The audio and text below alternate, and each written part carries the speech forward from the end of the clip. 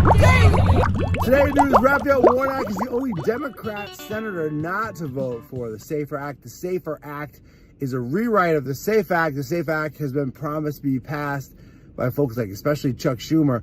And what it would do is protect banks from working with cannabis companies if they choose to do so.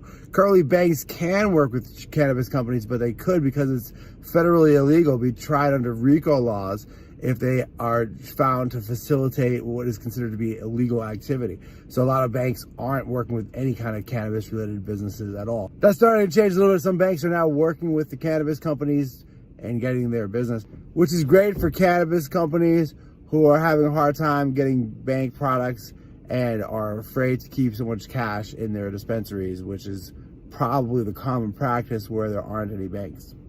Also news, Connecticut is setting more cannabis records. They had another record-setting month in September. They hit 25 million. That's the most yet for that state. And they've actually been doing very good with their cannabis program. They've generated a lot of money, and there's been a lot of people who are getting involved. They're also allowing for home grow as of July.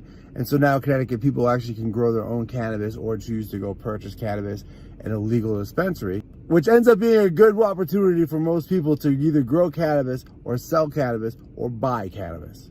Also news, a cannabis company in Sacramento is being called out on some compliance stuff they have to get in order before they can reopen the doors if they get shut down. And if they get shut down, there's going to be 400 to 500 people out of jobs, and folks who are there saying if they shut down for that long, there's no way they're going to be able to stay in business. It's going to kill all the plants, and if no one can go in there and work, then how are they going to keep it going? And it's going to be detrimental to the company's ability to stay open, is what they're saying. It sounds like the owner of the company is being called out for having money and not wanting to spend it all on regulations, compliance, and cannabis licensing. At a recent hearing in Sacramento, I guess it was a big outburst, and the owner of the company had been told that he had enough money, he should just pay the money and shut up, and he didn't like that, and so he freaked out, I guess.